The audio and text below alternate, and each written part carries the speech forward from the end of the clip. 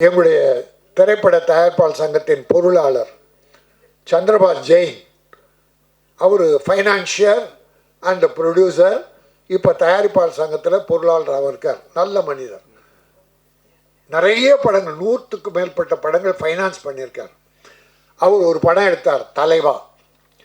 அந்த தலைவா படத்துக்கு ஒரு அப்போ பதவியில் இருந்தவங்க பழி வாங்கினாங்க ஹீரோவை, அது வேற. ஆனால் அவர் மேடையில் சொன்னார், நான் வேற எதையும் பேச வரல, ஒரு அற்புதமான நடிகர் இருக்கார், அந்த நடிகர் என் படத்தில் தலைவா படத்தில் நடிக்கிறதுக்கு நான் அட்வான்ஸ் 1.5 லட்சம் கொடுத்தேன். பட் அவர் நடிக்க முடியல, அன்னைக்கு அவரால் வர முடியல, நடிக்கலை.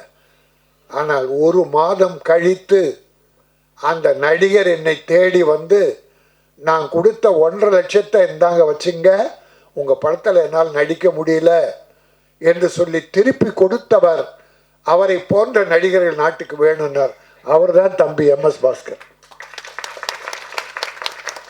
சந்திரபாஸ் ஜெயின் மேடையில் அது மட்டும் பேச தான் வந்தேன். ஏன்னா இது ஏன் சிறப்பு பெறுதுன்னா, அட்வான்ஸ் வாங்கி நடிக்காமலே வேற படத்துக்கு அதிக சம்பளம் கொடுக்குற படத்துக்கு போயிட்டு இதுக்கு நடிக்க மாட்டான், வாங்கின பணத்தை திருப்பி கொடுக்க மாட்டான். நிறைய நடிகர் இருக்கான், நிறைய நடிகர்கள்.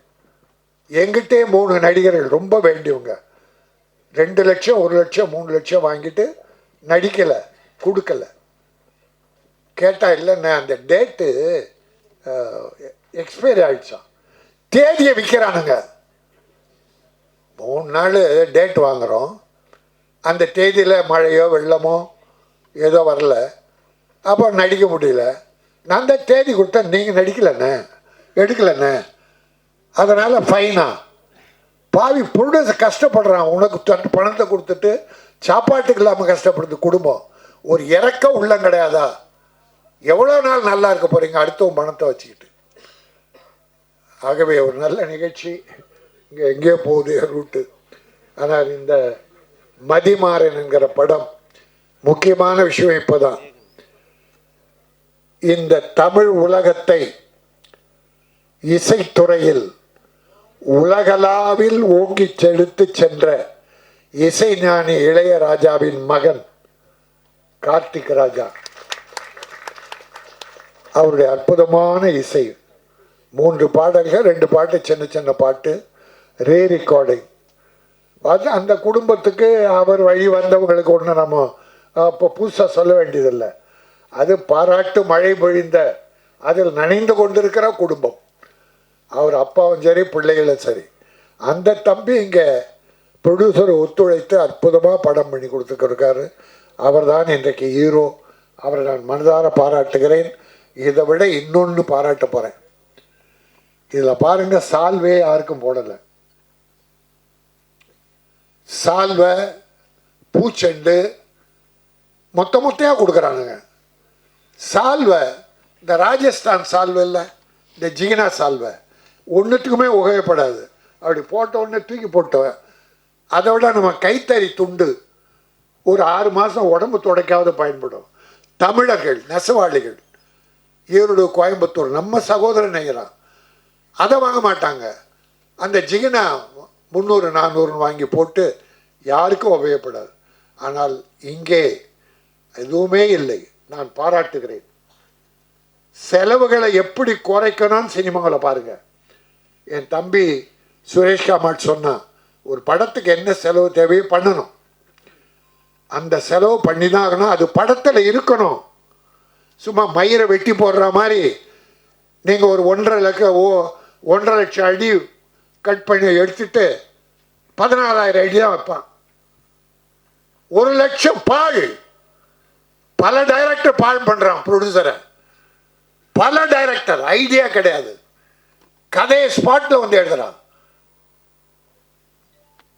எவ்வளவு பணம் பாழாக போகுது தெரியுங்களா? அதுதான் இன்னைக்கு பல பிரச்சனை, ப்ரொடியூசர் டைரக்டர்.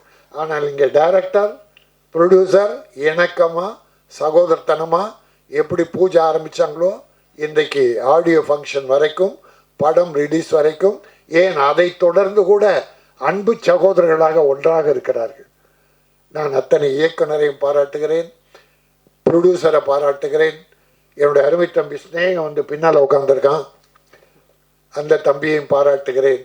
எப்படி ஒரு நல்ல வாய்ப்பினை தந்த உங்களை பாராட்டி, மதிமாறன் மதியால் மட்டுமல்ல படத்தின் சிறப்பால் வெற்றி பெற்று அத்தனை பேரும் முன்னேற வேண்டும். அடுத்து மிகச்சிறந்த இதனும் நிறந்த படங்களை நிறைய நீங்கள் தயாரிக்க வேண்டும். இறைவன் அருள் வேண்டும். உங்களை பெற்ற தாயும் தந்தையும் அருள் புரிவார்கள். அதை விட சிறப்பு, ஆசிரியரை அழைச்சி உட்கார வச்சிக்கல. தனக்கு பாடம் கற்றுத்த ஒரு ஆசிரியருக்கு இங்கே ஒரு கௌரவம் பண்ணிங்களே, நல்லா இருப்பீங்க. ஏன்னா நான் 17 வருஷம் கார்ப்பரேஷன் ஸ்கூல் டீச்சராக இருந்தவன். அதை விட்டுட்டு ரிசைன் பண்ணிட்டு தான் நான் சினிமா துறைக்கு வந்தேன். ஆக எனக்கு ஆசிரியர் தொழில் தான் முதல் பிடிக்கும்.